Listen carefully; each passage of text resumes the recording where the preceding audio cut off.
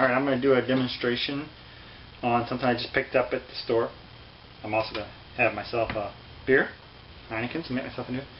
This is a coffee filter that you simply screw into the top of a Nalgene bottle.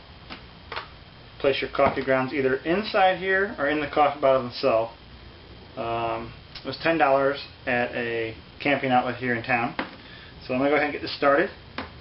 Use my, not quite a mini atomic, but it's similar in style. It is carbon filled, so I can fill it and it won't spill. Of course I just made a mess, but get this going, get my water boiling, and then we can talk about some other things real quick. I don't remember how much I needed to boil a cup of water, but I'm just going to go ahead and get it going here, and we'll see how much it actually requires to get a cup of water going. I'm only going to do a cup because usually when you're making coffee, you're not making 2 cups of coffee. So, using my Heineken can modified here, with all my spray paint and tape and everything to try and... Actually, this was 12 ounces of water. I'm just going to go ahead and use it all. I could do that on there, but it tends to put it out like that. So I'm going to use my that. I'm trying to decide if that'll be down close enough to the flame. I think I actually want to raise that up with something just a little bit higher, because I don't have one set for this exact thing. Good height for that right there. We'll see once it gets going here. Looks like it might get going. Okay, so what I have here is I have my Nalgene bottles empty now. So I'm going to take and place my H2jo, that's what they call it. H2O, H2jo, I guess that's the... And I'm going to screw it nice tight, so make sure you have a tight fit. And that is burning. Out the center, however, I think I needed to put a penny on there last time to get the burn out the sides. I'm going to grab, and I'm going to grab a penny. I think it's working just fine. Alright, get that going. Now, I got this in here. This is the big test here. I'm going to actually slide this to the side. Mini pizza stone. Interesting enough. Or something like that. I use this for my coffee right now. Basically an alcohol stove bottle, but I need to find something better than this. That has about, I don't know, 3 ounces of stuff in there. I don't need near that much. So I'm going to pour about, it's supposed to be 3 teaspoons in there. It's down to there now. That's about, because every 4 ounces it says to use a teaspoon. So I'm going to go with that much. I put about an ounce of it in there, whatever that is. So that's good. And now what I will do is I will pour the water in here, and screw the lid on, and then shake it around once I get a boil going. I don't have a lid though. That's what I was going to make, was a lid from my beer can, because I'm thirsty. And I got to get these things turned into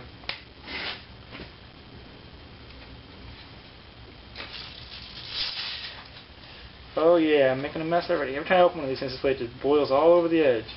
Boils over the edge. I'm sorry. Foams over the edge. We're talking beer, not water.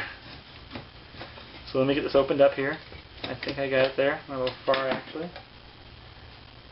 Nice little beer can there. I did bring some towels down so I can clean up my mess, because I knew it was going to spill over the edge. So before this gets out of hand here, I'm going to wipe that up. Going to wipe off my new lid that I just made.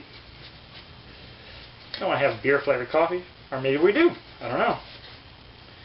Going to place that on there. Give that a chance to boil in. Oh, that flame's looking really nice on there now. However, something I noticed about the silicone here, it does melt if it gets too much flame on it. So we're going to have to get rid of the silicone on these things. Back in the back I got a little bit of melting going on from the silicone, so you definitely want to switch from the silicone tape back to the fiberglass wicking. I'm going to spin it around here and see if you guys can see the burn part back here. To give you an idea, how bad that's burning. So obviously, silicone tape on the outside of the cans looks really cool, but burns really easy. So 24 ounces of goodness. We're going to get this to a boil. So I'm going to have a beer, and then I'm going to have a coffee. And this doesn't actually have to come to a boil. You don't want to put 210 degree water on your coffee grounds because you'll actually scorch them. You only want to put 200 degree water on your coffee grounds. I know it's 10 degrees difference, but water does come to a boil and can scorch things at 210 degrees. So you don't want to do it to your coffee grounds because then you'll mess with them that way. Just best off doing like 200, 190, somewhere around in there. I'm going to go ahead and I'll be right back in 1 second.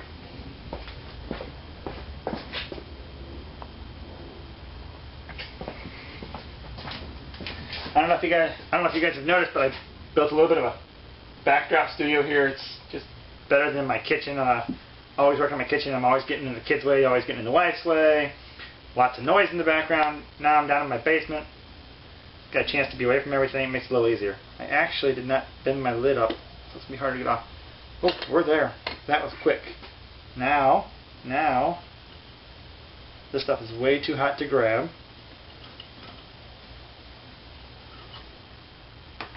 Whew. Okay, we're in the basement. I just had a spider crawl over here on my tissue, so that's not good, but I'm going to try and think of a way how to put this out. I haven't got a snuffer, so I'm going to see if this stove will help me put it out. Not necessarily. Not necessarily. Alright, so I need a snuffer. Just a moment. Now, not the perfect snuffer, but it'll do. Once it kills all that oxygen in there.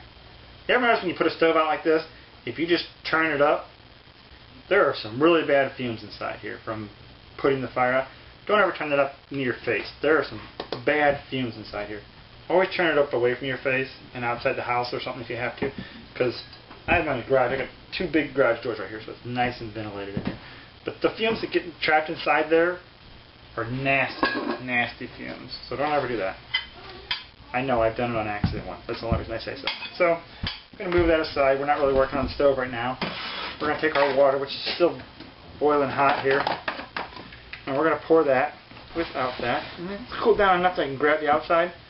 But not 100%. We still have all that steam. We're up there.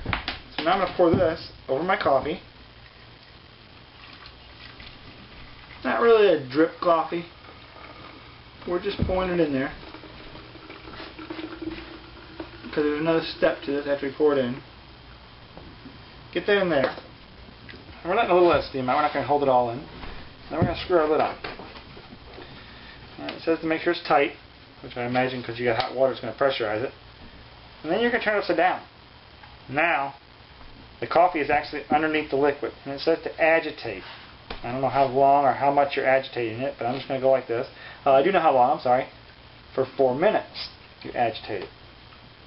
So I'm just going to agitate it. It's still moving. I'm going to let it agitate for about 4 minutes here. See how that goes. So, tape, silicone tape, cool looking, does not work well unless you have just a direct bottom heat. It did get rid of, I mean I could touch it afterwards, shortly after, but it is not fireproof. I don't know if you, I'm trying to bring that a little closer so you can see. It's just a silicone, and it burned, I'm not sure if I'm in there, it burned right along the backside where the flame was coming out. So, just like your silicone lip is not fireproof, neither is silicone tape. But it does look cool. So, a little more agitation going on there. Boy, that bottle has some pressure to it now, so move that out the way. I was talking about I built a new studio down in the basement here, and then got my backdrop, just some old boat carpet. This is my brew table for brewing I brew my own beer. I have one video out there on that. I may do some more videos on it this summer. But I brew my own beer, and this is one of my beer stands. I'll have to show it to you sometime in a video. I'll do a whole video on this beer stand in the middle of summer here when I start doing some brewing. I'll show some people how I do my brewing and all that. But anyways, let's give this a test here and see how that works. So you turn it back over, and it drains back out. And I can't tell if you guys can even see that, but it's just dripping back down. Before I step on my lid, it's all just dripping back down. And it says to give it a minute to drain. And it says open slowly, because there's pressure, I guess, from the heat. And I could hear it when I opened it. And then you want to remove the whole thing. And I guess you want to keep it sealed. So let me seal the top one back on there. And then remove the whole thing. That's not going to work because that's attached via a cord there. I already noticed, I want to bring it over a little closer to the camera, like there's grounds actually pushed through this. So I'm guessing there's going to be grounds in my coffee now. Just a little closer, you can see those grounds are all around there. So as small as the holes are in this, it still let the grounds through. So just a moment, I'm going to go ahead and pour that back into my cup here. I'm going to pour those slow so I can see how much grounds are left in the bottom. It's definitely a muddy coffee. So you don't, without the filter, the true filter, pour real slow. Try and see how many grounds are left in the bottom there.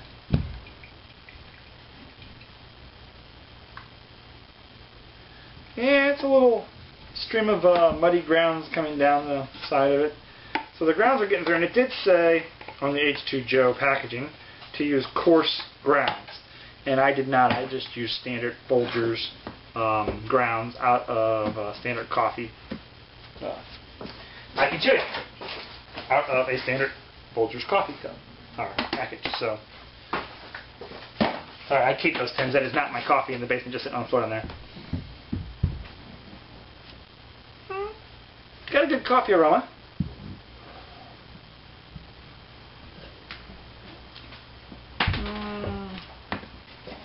I don't know.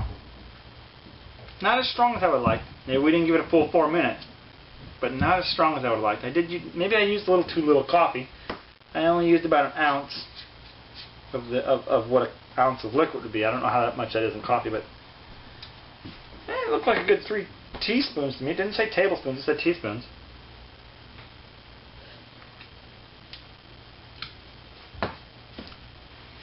It's not bad. I mean, it's not great, but it's definitely not fresh out of the percolator coffee.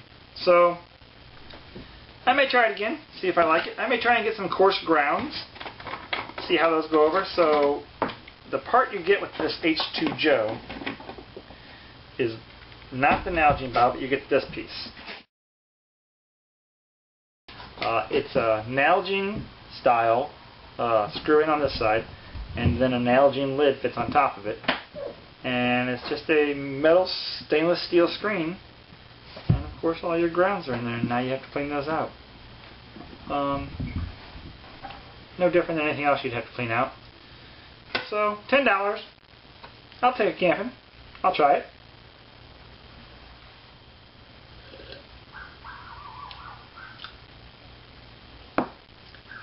Camp coffee. We'll call it that. Alright. Have a great day. We'll see you guys again later.